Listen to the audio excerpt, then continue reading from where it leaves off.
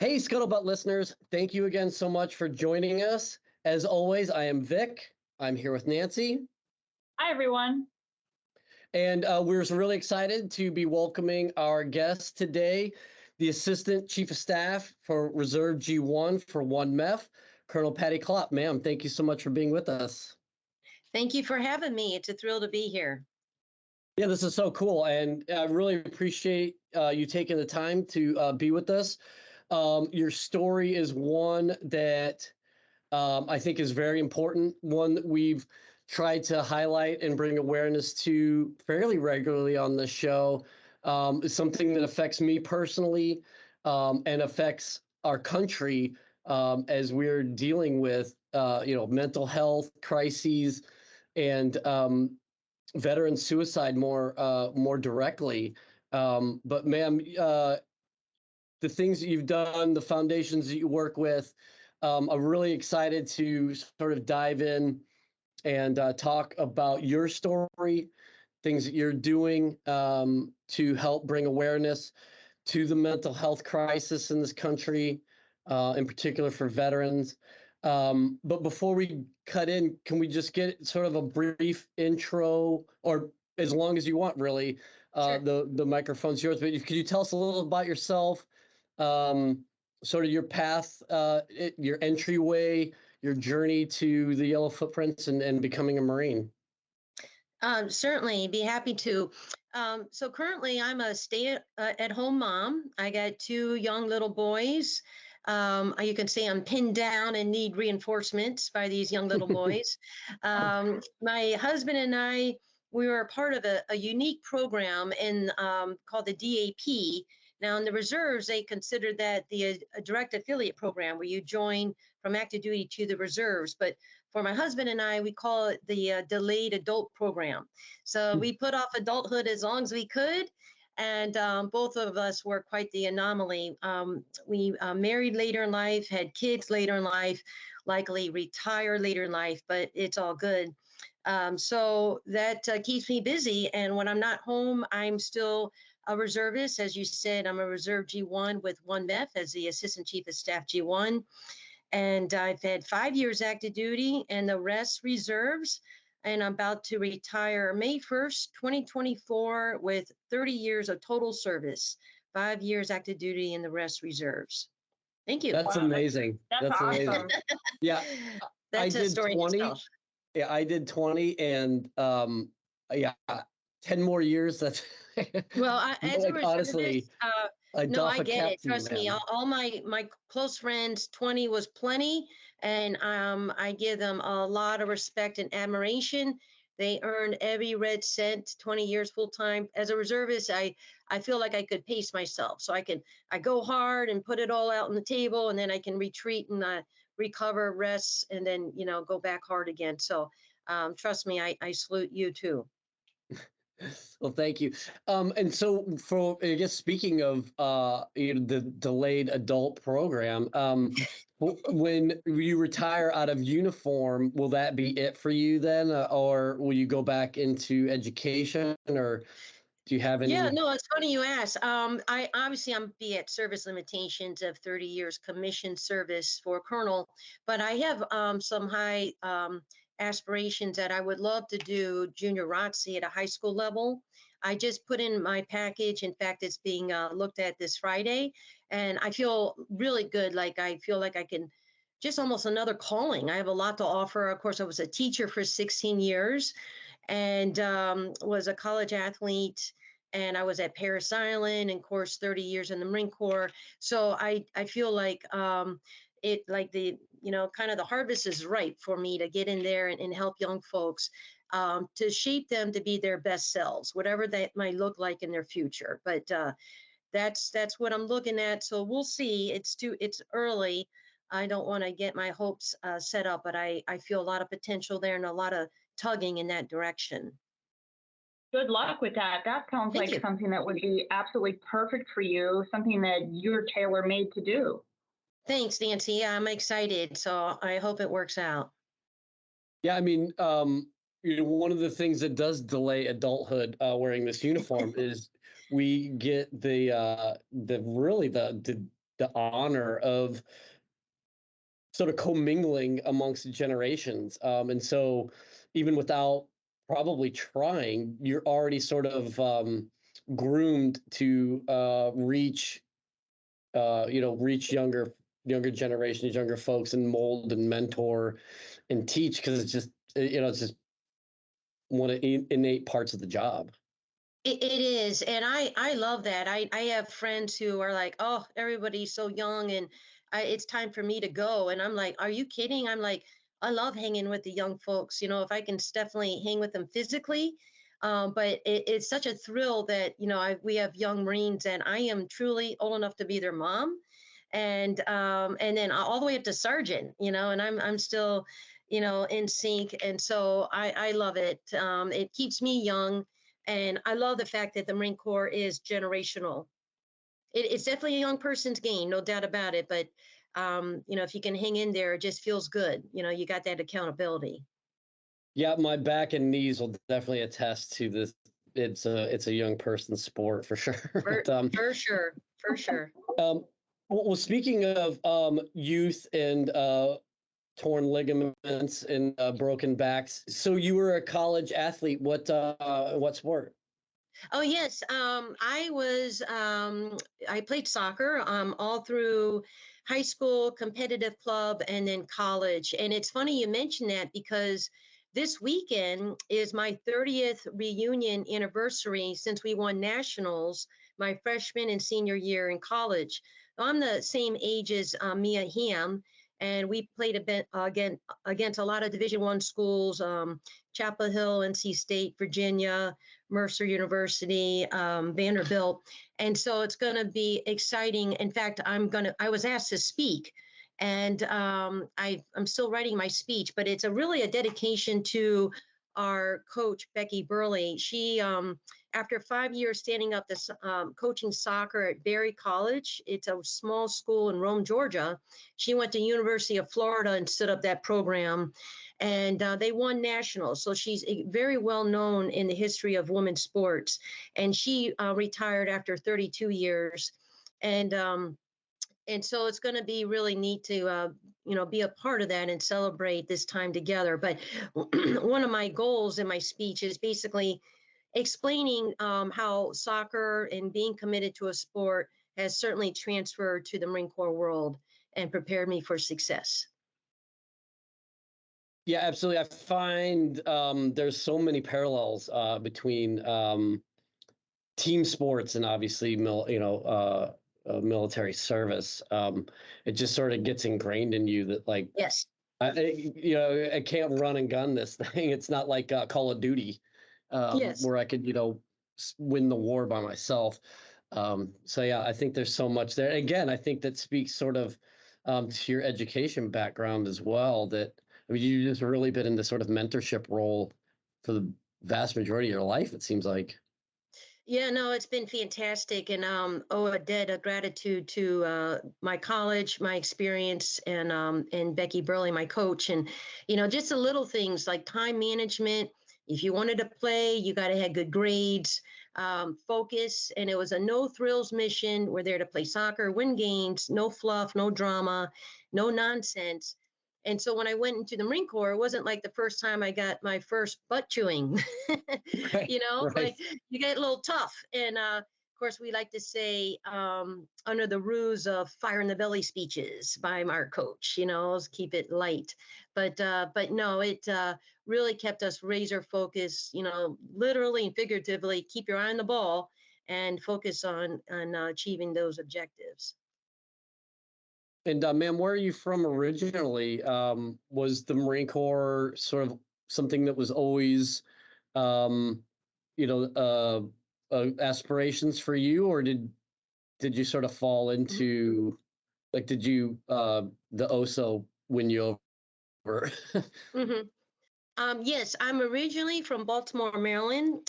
My father was in the Marine Corps in '56 for about three Oh, and a half wow. active duty years. He was an F-8 Crusader pilot. That aircraft is now retired in the Smithsonian, but basically did everything in Top Gun, and then went on to the reserves and retired as a major. In fact, he used to fly out of Andrews there in Maryland. Oh, And it cool. was neat. Yeah, Nice. I was a toddler when he retired, so I don't remember his service in the Marine Corps, but I would say I am my father's daughter, so I take after him quite a bit. Same kind of, lot of similarities between he and I. And I remember vividly having this, vision, almost like a calling for myself about the Marine Corps. He was a Pan Am International Airlines pilot, so we grew up doing a lot of flying, domestic, international, of course, playing sports, physically fit, athletic, and then just an adventure mindset. So of all the services, for me, it was Marine Corps or bus. And I was very hesitant. So I went to a Catholic high school. We're all, pretty much, kind of, looking at college. And so I definitely had my thoughts about being a officer. I came home from my freshman year of college. It was Christmas break. And I finally had the nerve to tell my parents that I was joining the Marine Corps. Now, my mom was very supportive, no questions asked. But my dad was a different story. So I remember it very well. It was so surreal. We're in the back patio area, and I just said, I'm joining the Marine Corps. And he laughed and walked away. And I'm sure he didn't realize what I was getting into or if I could hack it. And I always bring up that story because he was there when I got promoted to colonel. And Oh, I was addressing, yeah, it was really awesome. I was teaching at the time. So it was in front of my whole student body, over 700 students, teachers and staff. And we made it a school assembly. And I said, it's not about recruiting for the military. This is about setting your dreams high, being true to yourself, and keeping those naysayers at bay. And I told them about, how my dad laughed when I said I would join the Marine Corps. I said, and today I outrank him by 2 ranks. And they all laughed. Nice. So it felt really good. Yeah. And of course, he was very proud of me and loved visiting me at Paris Island. So it was just a real proud moment. yeah, I was actually going to ask that. So when you picked up Lieutenant Colonel, did you make him salute you? No, not at all. And people, they always ask, like, how did you do it to Colonel? And it's like, I always go back to the fairy tale story about the herring, rabbit, and the turtle. And I mean, I would be first to admit, I'm no flash in the pan. I just, you got an assignment, you give it your all, just like, on the soccer field, leave nothing off the field, give it your all, lean into your assignment. And then by the time you put your head up, you're like, oh my gosh, look at the time. You're at, 20 plus years, going on 30. And Hmm. just like the rabbit, I would see us as young sec lieutenants, full of salt and vinegar at the basic school, thinking we're going to be lifers. And one by one, over time, everyone gets out and they're doing their own thing, and it's all good. Just like that rabbit, you get distracted, you rest on your laurels, you kind of get busy, and do other things. But the turtle, just one step at a time, and it's like, even if I trip, at least I'm making forward progress, one step at a time. And that's how it was. And so it's just a lot, I feel, not as much as you're gifted in skills and talents, although that helps. I think it also goes back to making a decision, and it's a commitment that you just think about as a priority almost every day. Good Yeah, advice. no, it That's is. really good advice. Yeah, I mean, it is sort of a slugfest. But at the same time, it is, when you look back, you're like, where did the time go?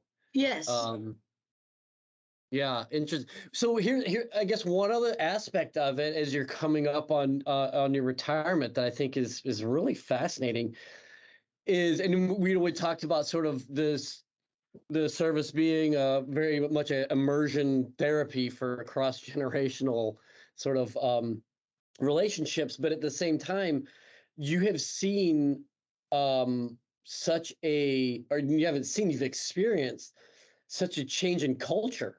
Yes. Um, Yes. being a 90s kid like me, coming into the Marine Corps, um, things are very different. The landscape is different. The way that, I mean, just the appearance when you stand in formation is very different. What has that been like for you to go into, to begin your service where you were just a minuscule percentage of the total force, essentially denied certain occupational specialties to now Mm-hmm. be, heading formations where the restrictions are much, much less than what they were when we came in. Mm-hmm. Yeah, no, it's a great question. One, I had thought of this, and I think one of the best things that I'll go back to change management. I used to teach that course in human resources and corporate, and it is so critical. I mean, there's no such thing as being stagnant. If you're going to be stagnant, you're going to expire. You're just not going to be relevant anymore. And that goes with us as individuals, organizations, anything that has life. And so, when I think about with the Marine Corps, I find that it has changed to be current with the times, but not has changed in its core. So nothing has changed as far as honor, courage, and commitment, but they've definitely have been able to basically be in sync with the times that are current to be an effective fighting force. So I'll give my example that probably resonates the best. When I first joined the Marine Corps, there was only 5% of women in the Marine Corps. We were quite the minority. And Paris Island, as you know, it's kind of a grind. I'm just going to admit that, So as a Sears commander, you're on, pretty hard, going on 1 week, 2 weeks without a day off, just very long, hard days. And I remember vividly looking back at my peers. Very, very few were married, and if you were married, I mean, none of my peers had kids. So it was just kind of like, this is the life that you chose, and this is our role models. As far as you kind of like implied like you're going to marry the Marine Corps or not. And so it was a tough thing. I mean, I'm just being real. But now, again, that was 5%. Now today's Marine Corps is 8.5 to 9%. And I go back to doing my reserve duty, and I'm just utterly just astounded by the basically how many more women are serving, but also they are married to another Marine. They have families. They are making it happen, and they really are. And my hat is off to them. I mean, they're making it happen. Dual Marines, Marine Corps sounds like they're accommodating to make sure they're co-located, taking care of the kids, whatever that may look like. So that's been just eye-opening. I mean, it's just, something from unheard of, which was kind of unspoken. You didn't talk about it, to something that, hey, you want to retain good people and good talent. We want a family. We're not going to just choose, so that's been exciting. And then also one thing that's been bittersweet with me was that when I was at Paris Island, 1996 and 99, it was ingrained in us that we were segregated. So we were in boot camp, one of the last few services to stay segregated in boot camp. And we felt strong about that. It was important to have a transformation process without distractions. And then once they hit the fleet, they'll be integrated. But as of June 15th of this year, 4th Recruit Training Battalion was deactivated. And that was, we had to grieve. It was a grieving process. It was like everything you had known.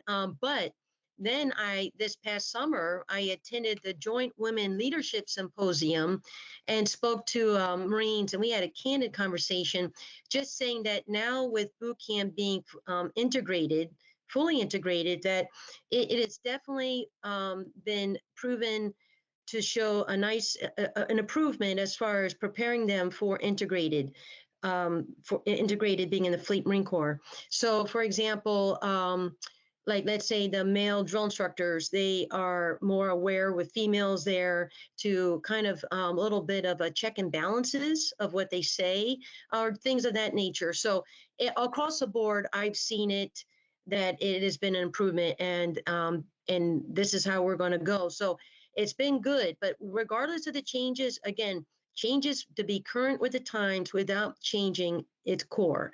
So nothing changes with its ethos or values, of our two missions, making Marines and winning battles. Yeah, absolutely.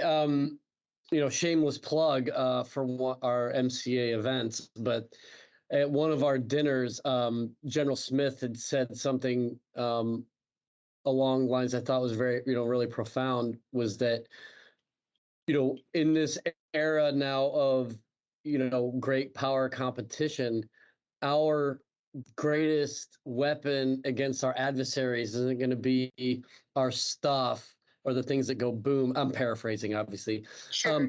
But it's going to be our intellect and our diversity.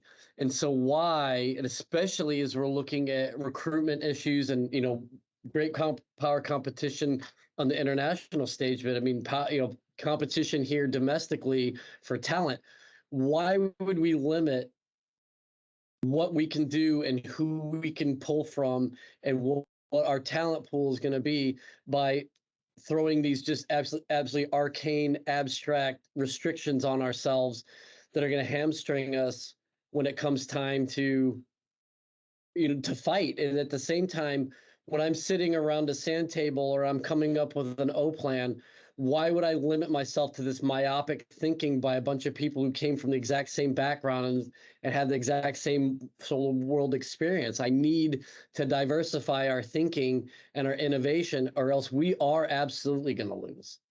Yes.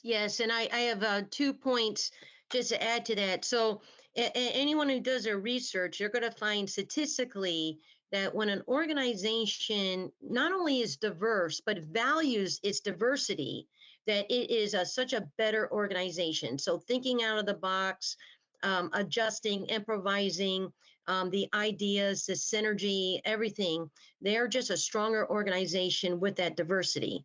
And then second, this was an experience I had. I used to lead kind of a road show to teach Oscar training, and Oscar was operational stress control and readiness. And I was at a squadron, and I remember I noticed this female captain who was an aviator, and I was just really just absolutely impressed. I mean, again, very few aviators, especially in combat aircraft. And so I got to know, I saw her from a distance, and I was talking to the XO. I was like, wow, that's really impressive. I don't really see any female aviators. And what he said was so profound, and I never forgot it. He was the XO of the squadron. And he said, at the end of the day, there's so much work to be done that we do not have the luxury to discriminate. If someone is qualified to do the job, you let them do the job, and you support them. You don't harass them. You don't give them a hard time. But we have so much work to be done that we need all hands on deck to do it and do it right. So I thought that was really well said. Yeah, great point. Yes. Absolutely. So I guess one of the things that I failed to mention in your intro is that you are also a published author. And so, Nancy, do you want to talk a little bit about your previous experiences with the Colonel? Yeah, absolutely. Well, and thanks for being on this show, Patty, and also huge appreciation for you reaching out to Leatherneck Magazine to publish your piece in our September issue. And for you listeners who haven't read it, go take a look. It's in the September issue. Patty wrote a first-person piece for us that we called The Healing of a Marine. And Patty, you spoke very candidly and very compellingly about your struggle with PTSD. I don't want to put words in your mouth because your words were so, as I said, so compelling. Can you talk a little bit about that and why you decided to be so public and open about it? Yes, well, it's funny. As I was preparing for our podcast, Vic sent me a question, and he said, "Well, you are just so open and transparent. Are you an open person?" And I'm thinking, like, all caps, no, not at all. I mean, I have nothing to gain and everything to lose by doing this article as far as any personal gain. I mean, I'm already a minority. I'm a senior officer. I mean, there's only 22 reserve female colonels in the Marine Corps, and I've always wanted to do my job, but kind of behind the scenes. I don't want any attention.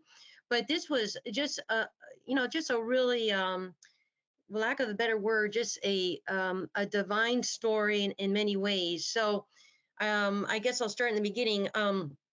I deployed to Iraq, and when I got back home, that's when I had my first experience with PTSD. So I end up befriending a soccer team who came on base, and they would do cleaning. And like I said, I grew up playing soccer. I played all Marine soccer, 3 seasons. The third season, I got picked up with All Armed Forces. I played in 10 countries. Again, national champions my freshman, senior year. So at this time, again, very early about women being in a combat zone, we weren't really encouraged or permitted to an extent without a lot of security to go outside the wire. So this soccer team came on base to do sweeping and cleaning and odd jobs. But at lunch, they would play soccer. And I was so excited. My heart was pounding. And I just oh my gosh, I wanted to play so bad. And I thought, oh, I'm going to offend them because, I'm wearing shorts. I'm a female. I'm playing soccer. I don't know Arabic. And it was just amazing. I quickly got my soccer ball and motioned for us to play. They used their shoes to make goals. So they're playing barefoot. And this is really harsh ground, like a gravel, very painful to play barefoot, but that's how they played. And I remember the first play, I intercepted the ball and scored on them. They're like, whoa, and felt like I gained their trust and confidence. And we played every day hard. I mean, they were very competitive, very good, but I felt very much treated as an equal. Like they weren't as if they would pass it to me. Like it wasn't there, not, they were holding a ball or not passing it to me. So it was just got pictures and played and just really established a rapport, which was really special to me because I couldn't go outside the wire and kind of do our outreaches with the Iraqi people. But then after some time, they weren't coming on base, and I couldn't understand why. And finally, they came on base, and come to find out, there were sets of brothers on this team. And one of the brothers was paid in US dollars. And as he went to exchange his US dollars to dinar, he got shot and killed. And I had a picture of all of us. So I knew exactly who he was.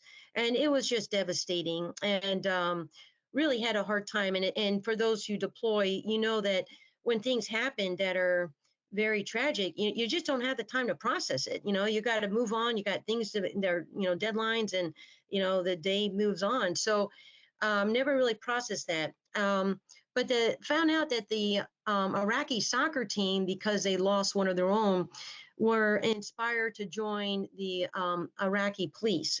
So they did become a coalition with us. So that was a silver lining, if there is one. So I get home, and that's when I had my first bout, I feel, of PTSD, finally processing it. Just struggled, really had a lot of pent up anger and rage. And like I said, I'm very close to my father, but had probably my biggest fight in my adult life with my father, and didn't see where that came from. Just really not me. Let's just say that it wasn't me. So I did go to counseling, and things were better, although I was single at the time. And then another deployment opened up to go to Afghanistan.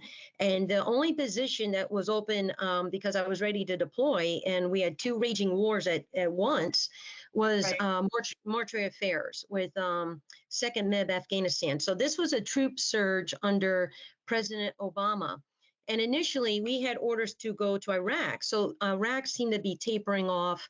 So we had the impression, hopefully we don't work at all, but then it would shift gears, and then we delayed our deployment for 4 months, 4 to 5, went to Afghanistan. So with the troop surge and then preparing for battles and lots of skirmishes, we did work. So that was extremely daunting, to say the least. And when my Marines and I had to work, we mourned deeply for our lost ones, our fallen brothers, Marines and sailors. And We remember them with reverence, respect, and love and care.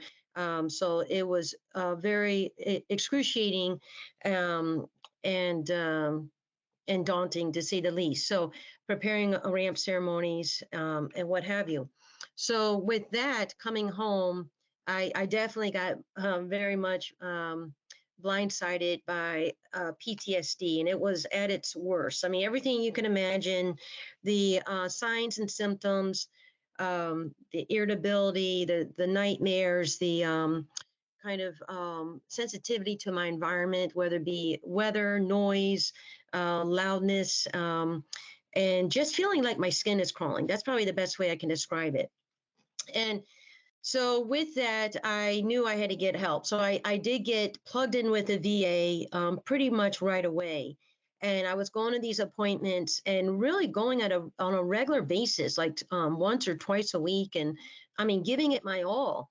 But it was time had moved on, and it was like 12 years. And if you think about it, like I had two young kids. So by the time I had childcare for my two young boys, drove a half hour, try to, settle myself and get refocused. I remember the therapist was trying to teach me mindfulness. She said, now imagine the air coming out of your nose and hitting your upper lip. And she, I get mindfulness now, but at the time, she's going on. It's like, oh, time's up. Our session's over. You have, we're done. I was like, oh, and it's like driving home. I was like, nothing against her, but I was like, what does the air coming out of my nose have anything to do with being relaxed? I didn't get the concept of it. And so it was to me like a tease. And, but then I had the perfect storm in my life, and my father passed away, and coming to terms of being an adult orphan. I was the youngest of four siblings. I had to take care of all the family business. So selling the house and the property and the estate, distributing to all the siblings.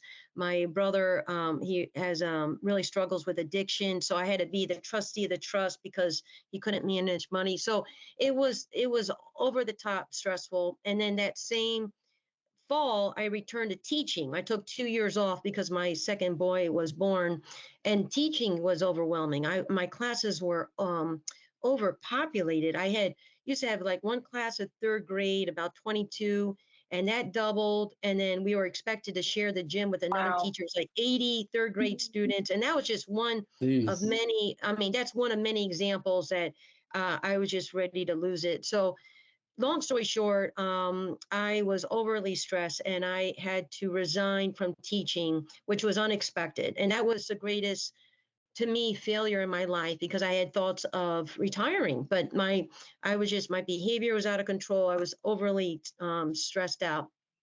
So that's when I knew I needed immersion.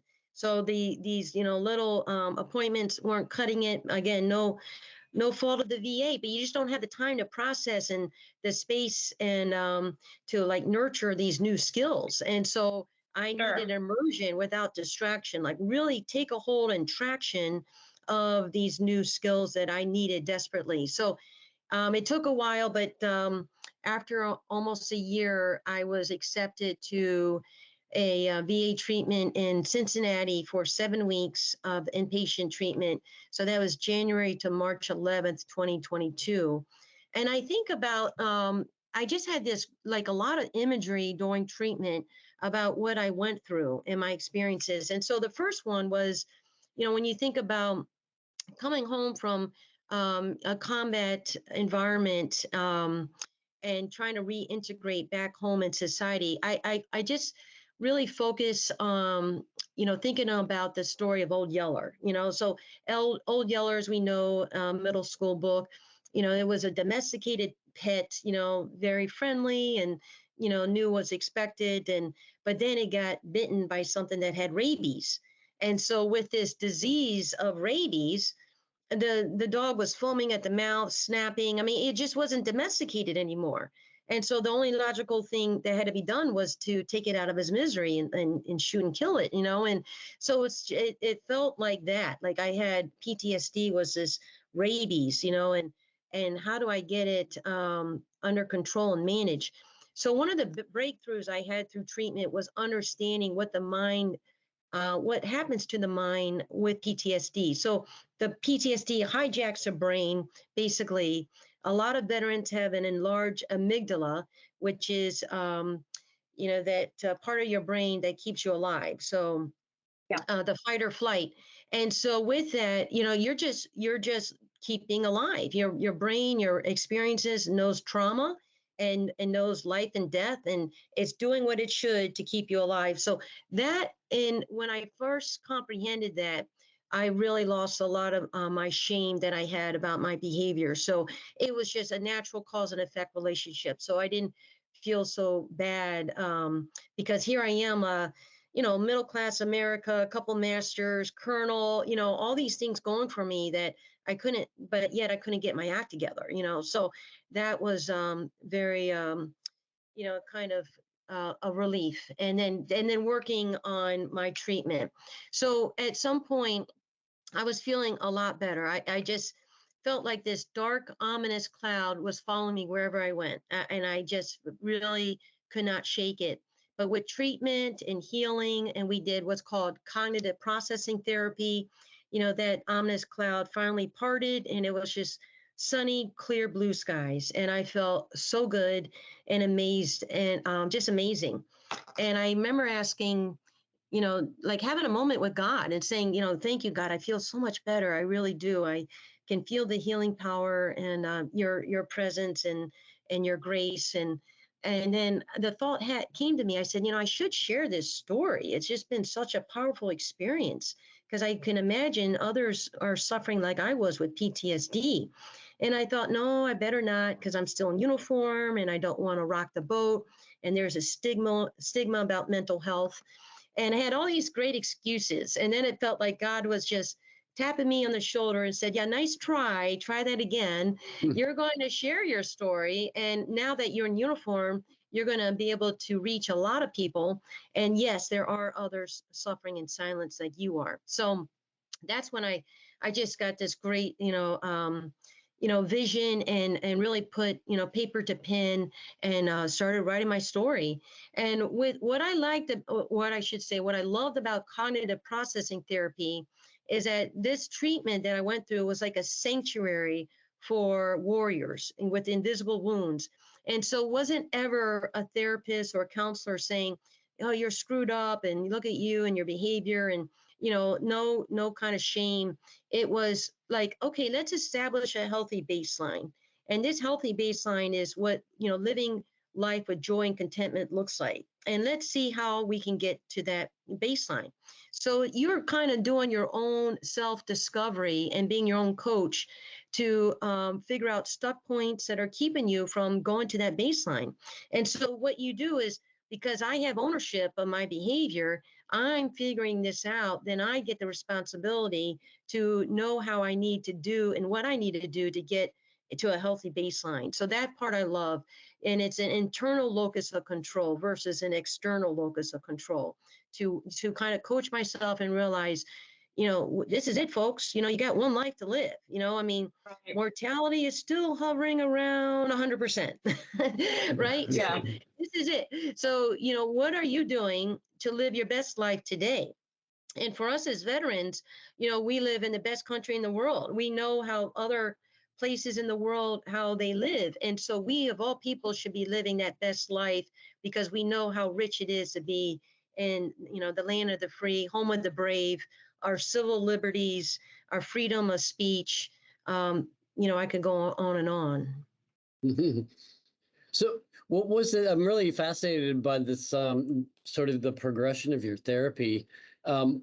What turned you on to immersion therapy? Was this something that was sort of recommended or prescribed by your therapist, or was it something that you had to seek out on your own? It was an aha moment. So if I'm going to be brutally honest, all my decisions to get help was by me. Like I got plugged in the VA, I got myself a psychiatrist, and I got myself a therapist, and I went to appointments. So for someone who wants to get better, if someone's pushing, shoving, or scratching you in that direction, then it's not going to be successful. So again, that internal locus control, you have to be proactive and lead your health. But if I'm going to be brutally honest, I had to resign from teaching unexpectedly because of the stress was so much that this was a school that loved me. This was a school I put in for the Freedom Award. And before my maternity leave, I took the superintendent and the principals all the way to the Pentagon because they were one of 10 organizations selected for the ESGR, the top highest award there is for military service members who are reservists who are absent from their employment. So it was just really difficult to be, and this is where I hit rock bottom, escorted out of my building, because I had resigned, and so that's when I like instantly knew, oh, this whatever part-time treatment I'm getting is not working. I need immersion. So it was a real epiphany for me, and just feeling like I hit rock bottom, that I needed help, like in the worst way. So it was, you learn so much more from your failures and your successes. I mean, if you work hard, you're expected to do well. You're expected to be successful. It's like 1 + 1 = 2, duh, But Right. when you're, doing the best you can, and then you just hit rock bottom, and that failure is so painful, it's like, oh, boy, did I learn a lot. Talk about an education. And what about your family? How, I mean, they were supportive of you as you were going through the most difficult period? Yes, I would go away for these trips, to Camp Pendleton, but they'd be short, like maybe, no more than 3 weeks. But this was 7.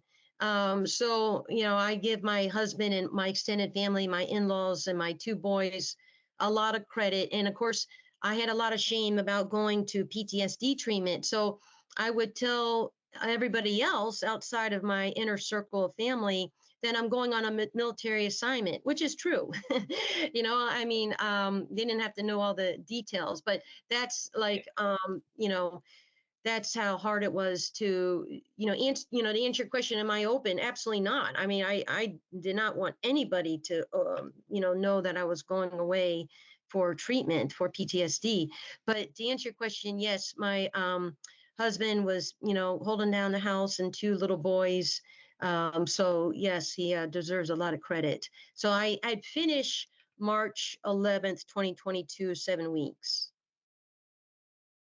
And so, you've said you're not an open person, and you kept all this pretty quiet, and then suddenly you realized that it was important enough to you, that you wanted to share, and share you did. I mean, I don't know how much more public you could be than having something printed in a magazine. And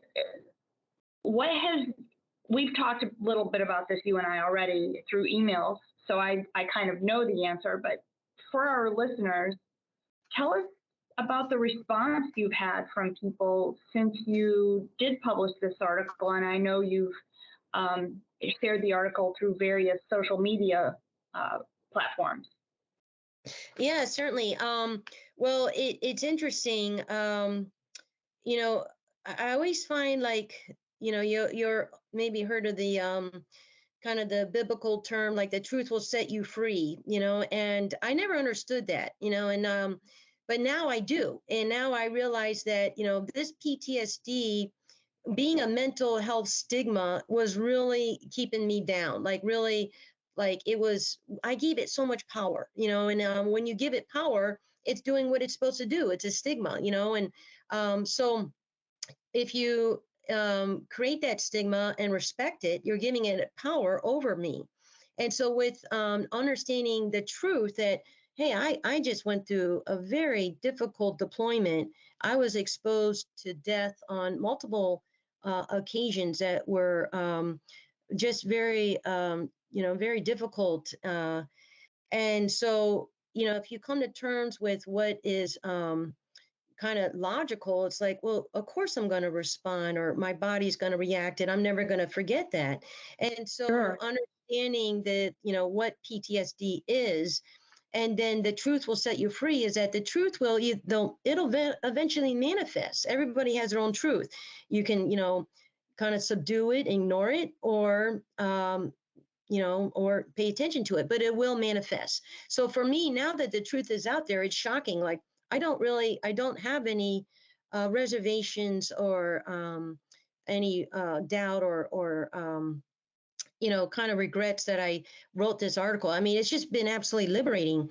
And so since then, I posted my article through that you all published through Leatherneck on my LinkedIn account.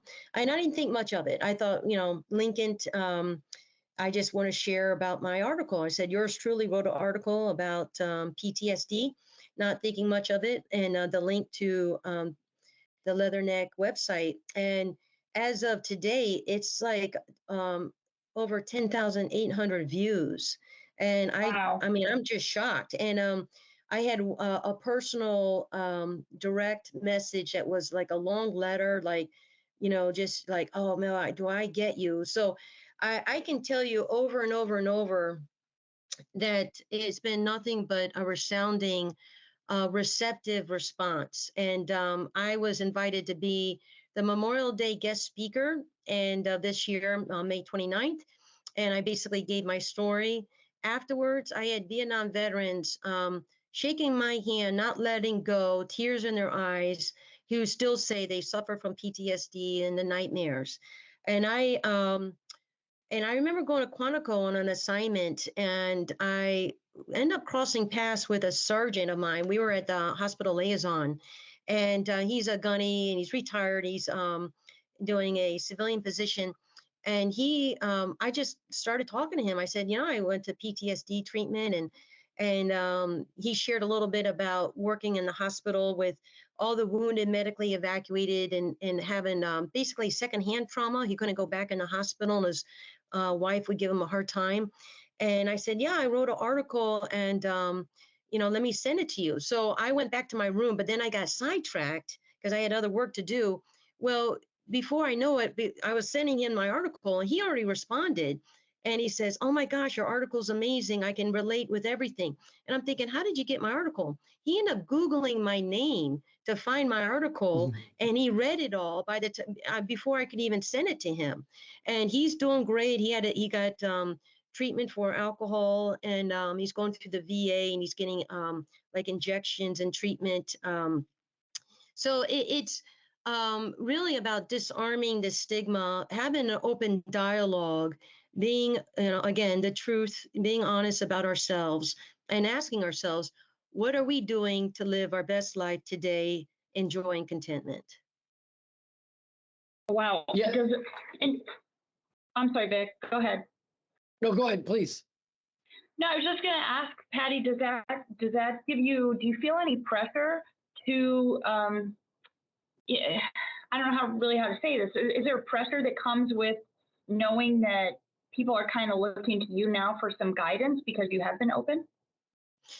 No, I'm thrilled to help. That was the purpose of my story. I just felt like it was again a moment with God where I felt like, God gave me healing, and the worst thing I can do is keep this secret to myself. It's been really the best gift of my whole adult life. I can say unequivocally that I'm a better person today than I ever was, in mind, body, and soul. And I talk about in my article the legs of a table, and that we really have to focus on all four legs. And it's really the spiritual component is part of the resiliency, and that's what keeps us alive. That's our will to live when it comes to war. We have our emotional, mental, that's kind of one leg, social, and then our physical. So physical, we got that down great. Tons of fitness centers all over, great, easy metrics, our PFTs, our CFTs, but you have to treat every leg of the table equally, because they're all important. And if not, you're wobbly. And if you're wobbly, then you don't have the strong foundation to be your best self every day. And it's something that you have to do every day. It's like a daily discipline, self-love, self-care. What are you doing to take care of yourself? So between, good nutrition, a good night's rest, I like to read my Bible, a devotion, and exercise. My relationships, they keep them healthy. So it's one of those you have to do daily. So you think about, let's say, someone puts deodorant on the first day of the week. Well, you're not going to smell clean all week, right? Right. So, or you eat a big meal, you binge on the food thinking you're going to be full all week. No, that's not going to work. It's a daily discipline. So the Marine Corps, we like to call it a master in the basics or brilliance in basics. And let's say I like to take the fitness center as a good example. If you walk through the fitness center or you're sit in the fitness center, you're not going to get stronger. You're not going to get faster. You got to do that hard work, the reps and sets, the skills and drills, And so it's really the hard work that I could not do without the environment of an immersion. I had to get out of the distractions, the throes of motherhood. I'm sure all the adulting you can think of. I'm sure many in the audience can get it, employment. I mean, truly be immersed. And it was such a rich blessing. I really was at my best self in every way. We were on the tail end of COVID, so we were kind of on a soft lockdown on the weekend, which was great. Because of COVID, I didn't have a roommate, which was outstanding. If I had a roommate, it would be some young thing that I would be old enough to be her mom, and we had to fight over music and all that good stuff. And I had total space and just a total sanctuary, and where I just would write, changing my pain to purpose. And I'm just going to share a story, if you don't mind. So I was 1 week before graduating, and that Sunday, I received an email from a friend from mine that I deployed to Iraq with. So Iraq, I was with 6 CAG. It was September 2005 to April 2006, and it was about a fellow Marine officer. And at the time in Iraq, he was a major, and he was out with his team doing a foot patrol. He got shot by the enemy, and the bullet went very deep and high into his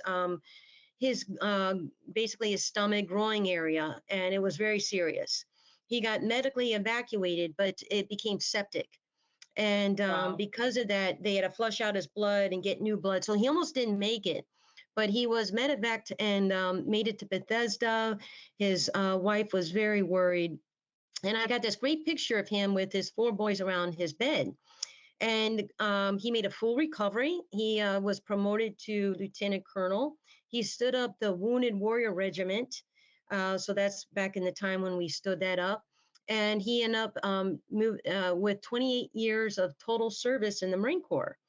And he was just an incredible force of nature. I mean, we loved him. He was infantry, chiseled face, poster child of a Marine, just all together Marine.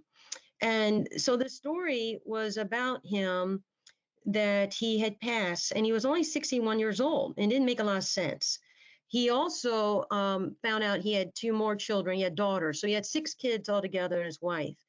And come to find out that he had taken his life. And it was utterly devastating, because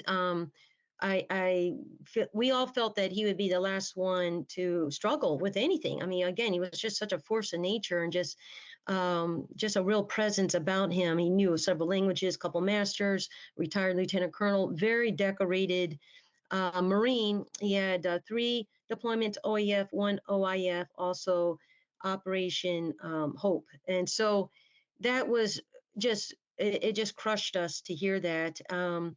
And so, for what it's worth, I know September is Suicide Awareness Month. And, Right. it's just something that really lingers, and it's really critical to be in tune. And that I talk about that truth, being truth and honest with yourself of what you're feeling, what you're going through. And if you're not feeling 100% or really thriving, to get that help that you need, because, this is it, folks. We got one life.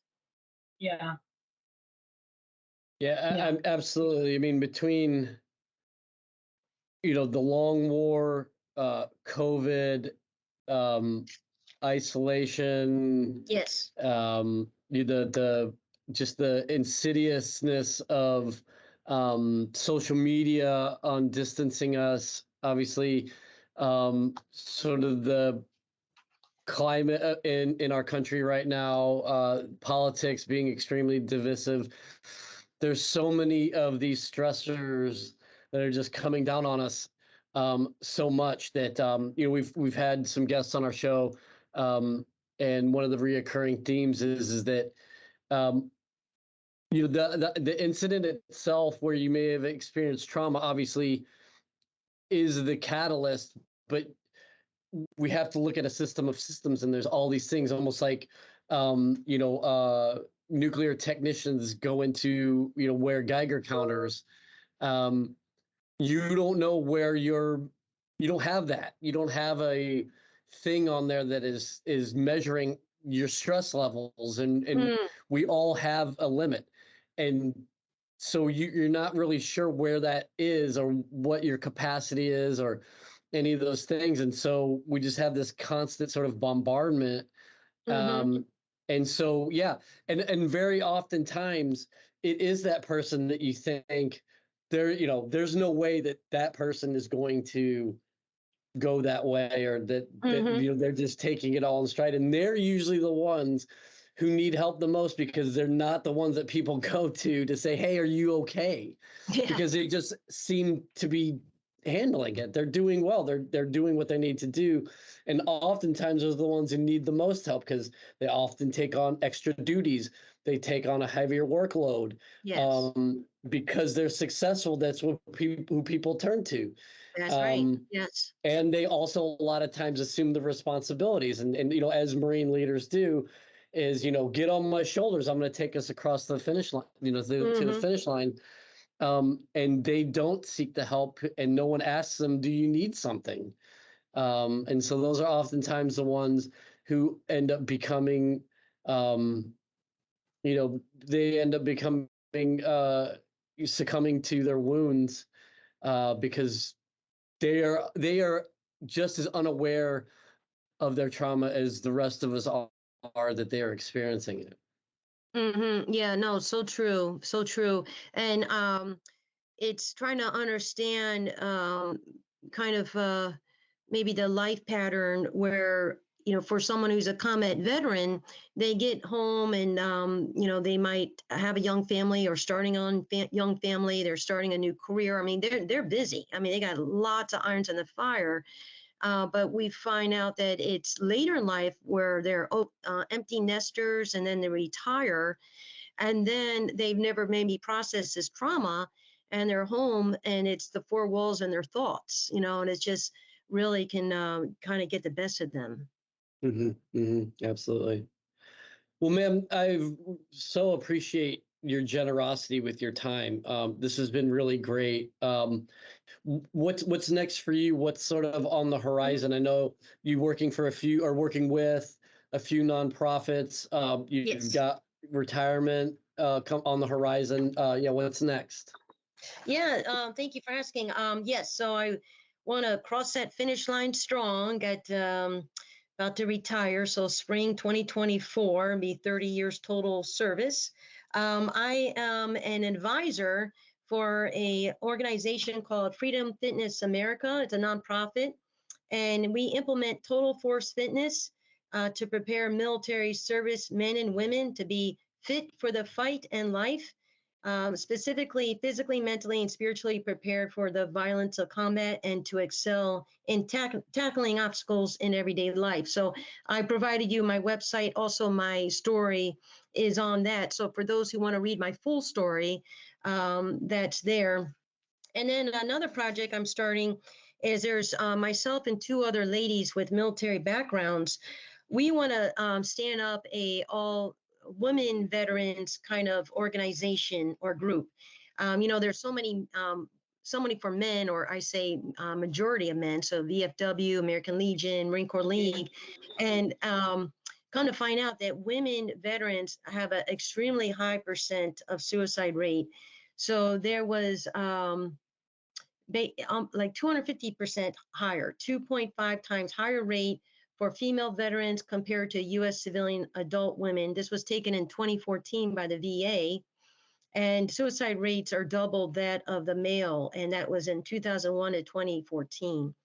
And so with that, we just want a support group where female veterans can meet and collaborate and enjoy some camaraderie and connection, kind of be a resource for mental health as well as enjoying events and activities.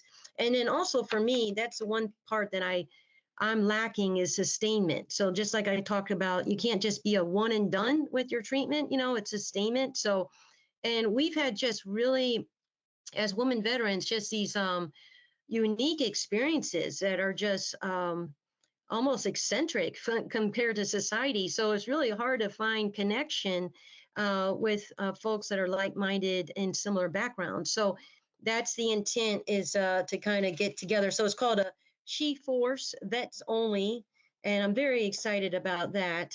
So that's kind of on the agenda, and very excited. What a great idea. Thank you. And is there a link or anything for She Force Vets Only, or is that still in the beta phase? It's still in the works, and Okay. it's right now looking at Northern Illinois, but the main parent organization is She Force. So if anybody went on Facebook and said She Force, one word, and ninth fold, you'll find our organization. It's a Facebook as well as a website. And from there, we're going to break off into a subgroup where She Force is all women, but it's women vets plus their friends and family. So a holistic support group. But this one's going to be strictly women vets. So it's She Force Vets Only, and it's through Allen Force, and they are ones that do what's called Healthy Minds, Healthy Bodies. They help veterans in communities who may have a disability rating to stay connected and active. So it's all for really good support reasons. Great Awesome. Yeah, that resources sounds for people. like a great endeavor. Yeah, absolutely. Well, ma'am, this has been so great. Thank you for coming on the show. We'll definitely post these links in the show description once this episode airs. But this has been, thank you so much for sharing your story, for allowing our listeners to sort of take in some of your wisdom through your path. One of the great things about sharing stories is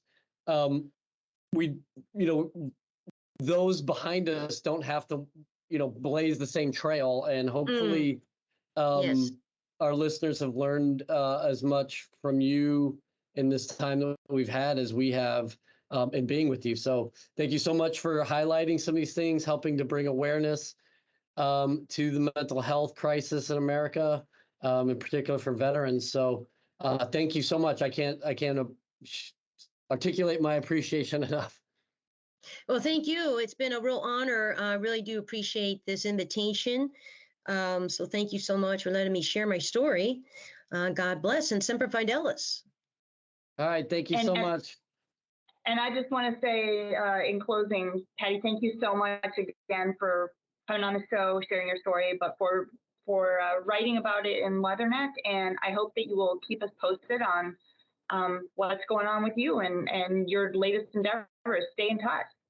Wonderful. Sounds great. Thank you, Nancy. Thank you. All right, ma'am. Thank you. Scuttlebutt is a production of the Marine Corps Association. I am William Truding, but you've also heard the voices or contributions of Vic Rubel, USMC retired, Nancy Lichman, or Ty Frazier.